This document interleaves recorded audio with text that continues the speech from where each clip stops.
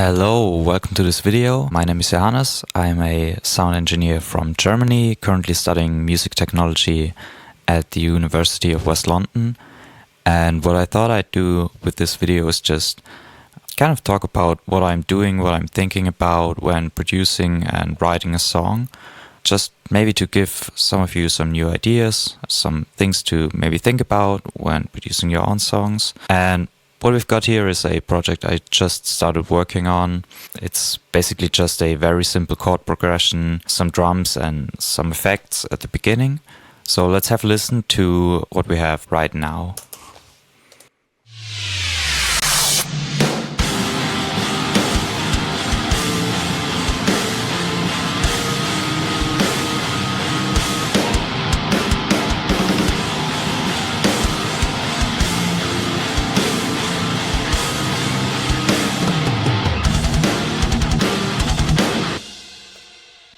Yeah, so nothing special. 2 guitars, left and right, very simple chord progression. When I'm working on songs, I like to kind of do it in sections, and I like to get the sections really right. So I'm sort of mixing and writing and producing at the same time. I just like having good sounding stuff throughout the production process. I started with this chord progression, and when I started playing it, I sort of felt like it had to have this sort of drop-in effect, maybe like after a solo or something. And I've envisioned this sort of drop effect. What I did to get it, it's a combination of a sample that I processed in different ways. Basically, it's a reverse cymbal sound. So if you've ever worked in Pro Tools, it's very easy to do this sort of thing. This is the reverse cymbal, but I can reverse it back with this, where is it? Reverse. We're just gonna render it. And there, that's the original cymbal sound. Yeah, nothing special. Let's undo this so that we have to reverse. And I kind of picture it as a sort of a ramp, but on its own it sort of lacks the impact or the anticipation of the impact. So I added 2 things.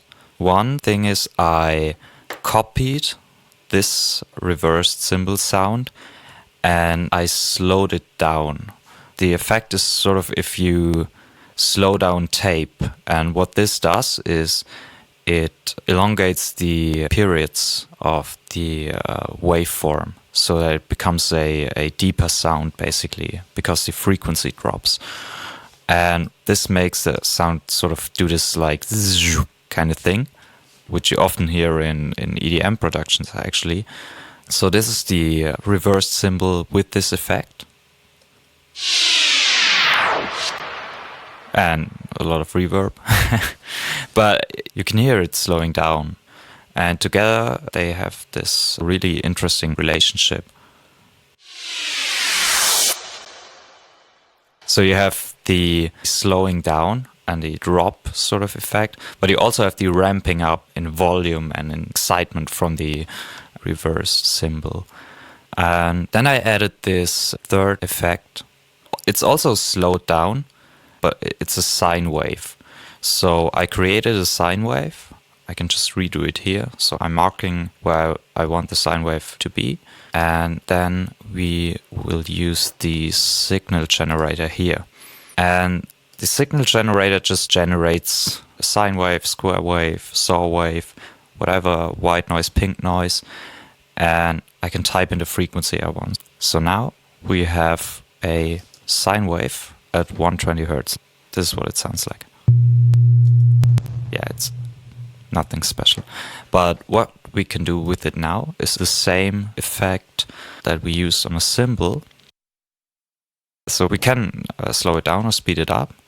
And it does this sort of, yeah, as I said, like tape effect if you vary the speed of the tape. And we're just going to render it. And immediately we can see the amplitude of the wave gets lower, but the periods of the wave get bigger and bigger. That means that the frequency and therefore the note will drop. And now we have this. Yeah, I love to use this sort of effects. But yeah, if we put these three things together, we get this sort of drop effect that we want. So yeah, you can see what I went for there. The last thing I added was this Snare Bomb.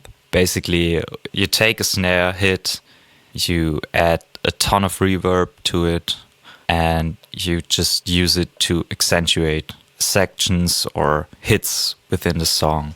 I also reversed it to get this sort of build-up effect, and I added even more reverb to it. So we get another sort of ramping up effect, and it sounds like this.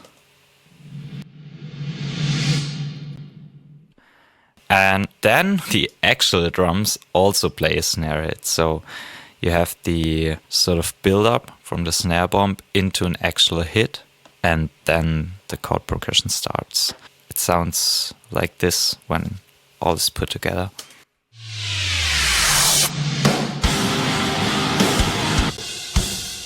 And I think it does a really good job. What is immediately apparent now is the lack of low end when the guitars start, and that's because we don't have a bass yet. And also the guitars are actually very, like, not top end heavy, but they do have this sort of stringy quality. And I achieved this by adding a sense amp to my guitar tone. It's a trick I learned somewhere on YouTube. This is definitely not my idea, but I really like the effect it has, especially on low-tuned guitars, because they tend to get muddy. And basically I recorded the DIs and I copied them to this track right here, and I'm just using this sense amp plugin. The guitars without it sound like this.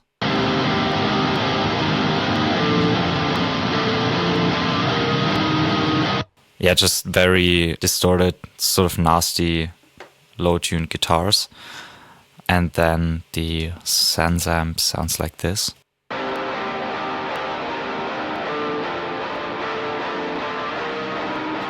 So if you listen for it, you can hear that every time the pick actually hits the string, it does this sort of rattly sound. It's very subtle, but it just adds to the overall character of the sound. And then if we add it, we get this.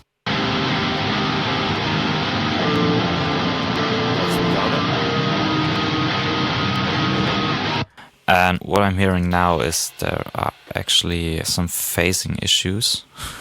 Should have heard that earlier. But I can use this EQ to just change the phase of this signal, and let's just see if that does it.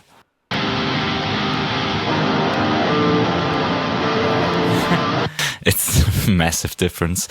Suddenly we get all the low end back. So yeah, let's just add the bass right now. I'm using this low-key bass 2. It's basically a Dingwall. I think it's an NG. They have different types of sounds, so you don't just get the clean the eye, but you also get, like, I think they used a dark glass pedal and the Neural DSP Parallax to get some of these tones. But for now we're just going to use the clean the eye and see what it does. And for this progression we want like a solid foundation, so we're just going to add the bass notes of the chords for now. I love the Dingwalls because they have this like massive low end, but I also have this like beautiful high mid range that just has so much character, even if it's a plugin and it's just sampled, but it does such a great job capturing the essence of these basses. But yeah, let's just continue for now. Yeah, this is where it goes to the dominant of the song, which is D sharp. And it does this thing where it alternates between eighths and I think it's 32nd notes.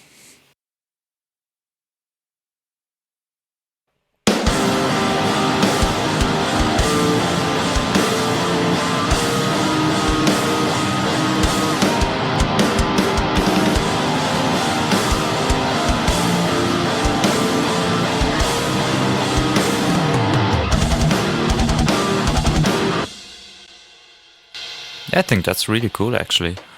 Now I'm just thinking about if I want to repeat this chord progression, but add to it. Like, that's something I really like to do, is to add textures to an existing riff to just make it more. And I think, yeah, I think that could be cool. So let's just try it. And think about what we could add. Like, we have a lot of options.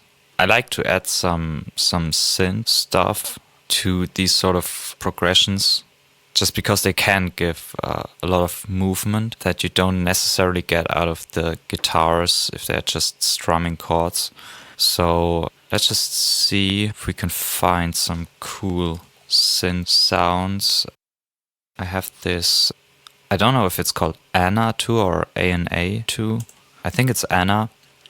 It's part of the Slate All Access Pass. It's an incredibly good synth plugin. It does basically anything, and you can control basically any parameter with any parameter, if that makes sense. But for now, I have some go-to presets. This could actually be a little much.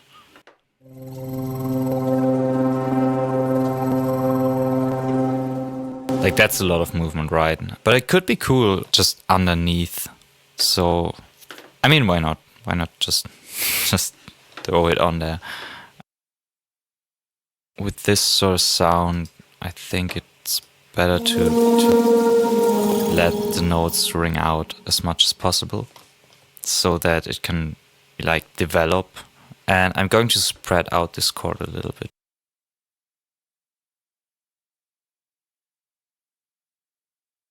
I don't like this a lot, because what I like to do when using these sort of pad sounds is I like to leave notes as much as possible. So if there's a note that's repeated in the following chord, I'll just leave it so that it can further develop its movement. But as you can see, there are no repeating notes with these two chords.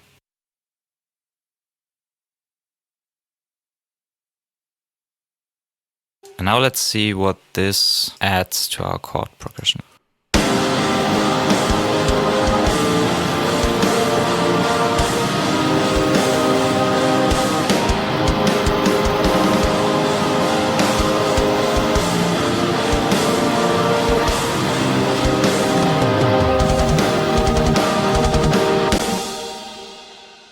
I like what it does.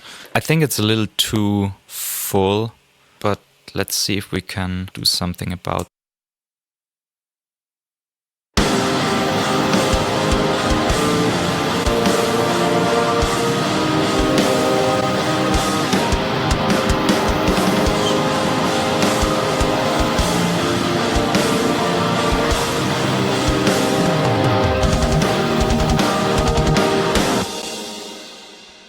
That's much better.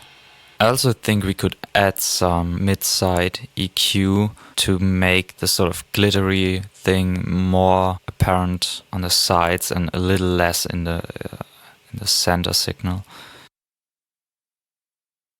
So this plugin allows me to choose how much I want it to affect the middle or the center signal or the sides of the signal. I can even go over 100%. As you can see, the yellow is the middle, and it actually goes in the opposite direction. So I could add this on the sides of the signal, but actually take out some of this in the middle. I'm going to see what that does. It could be too much, but let's try it.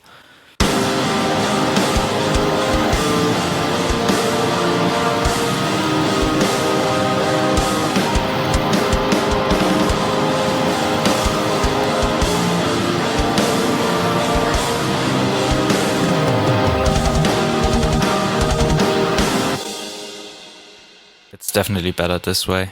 I like it a lot more. I mean, there are going to be some solo elements playing over this, so we need some space. So that's a really good way to free up some real estate. But I think it could actually use some more like stereo stuff. So I'm going to use this Waves plugin. It's called Brower Motion, and it's a stereo imaging plugin. So let's just see what it does in this like default setting.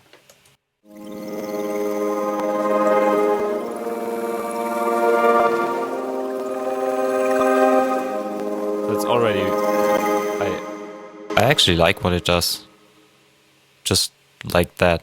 I don't feel like I have to like change anything. Like that's this like subtle stereo imaging effect. It just, I think about it like a picture or something, where you have like a landscape or something, and you have like the overall like composition of the picture, right? Where like you have a mountain and maybe a river and some trees like that. But you also need to have like something that draws the listener in.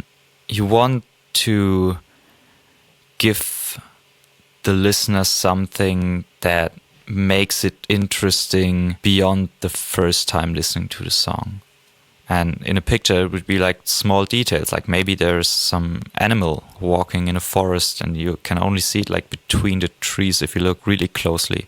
And you can't really see it the first time looking at the picture. Maybe it's some cool pattern, like some Da Vinci Code sort of stuff. In music, it could be some cool rhythmical stuff or harmonic structures. It just like, yeah, it gives the listener something beyond the first time listening to the song. So he keeps getting drawn into the music. But to get back to it, I really like what this does. Yeah, let's just see how we'll balance this with the guitars. Because right now,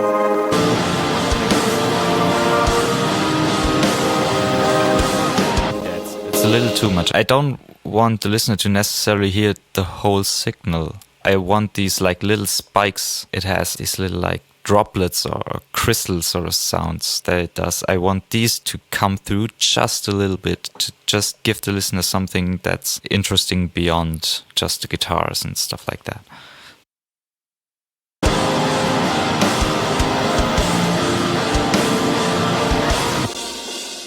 Yeah, I think that's cool.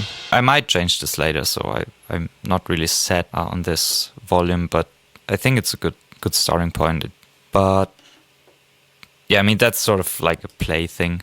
We'll still need some more fundamental sounds to make it really come together. Let's just add another instrument track.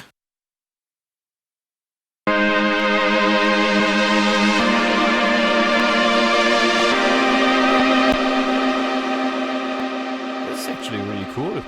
I do a lot of like just preset surfing.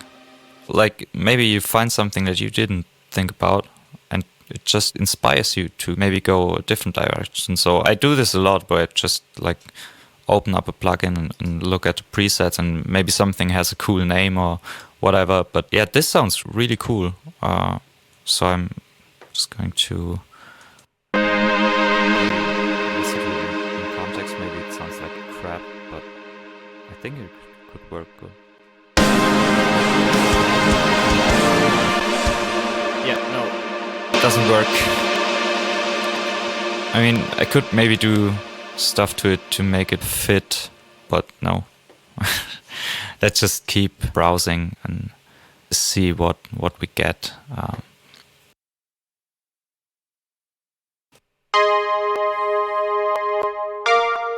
This could be cool in combination with stuff.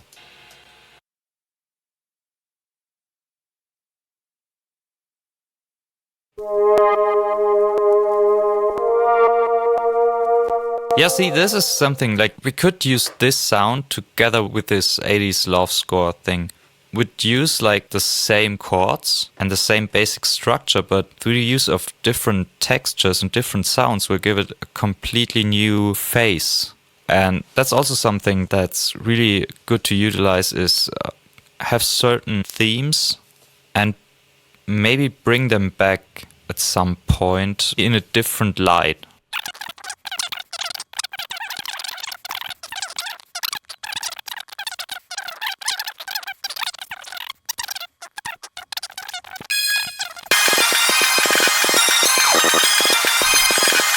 Okay. Like, this is taking too long. I'm just gonna make something up. I think a Jupiter or Mini could be cool, right?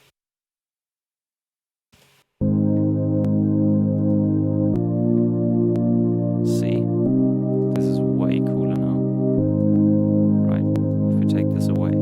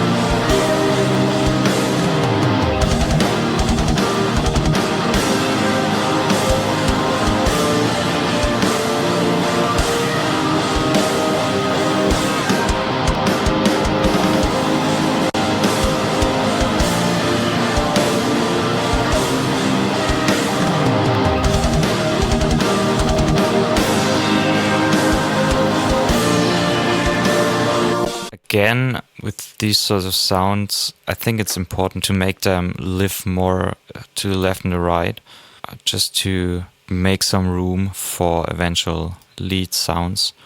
So I'm adding this chorus here, very simple chorus, but just gives more. This without it, this with it.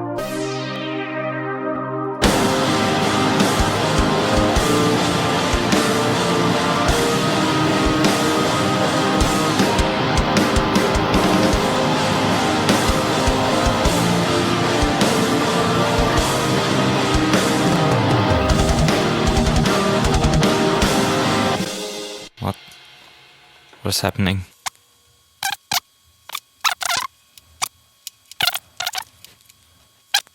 Yeah, this is a little awkward, especially because it's my first time doing a video like this. Maybe I'll just cut the video short.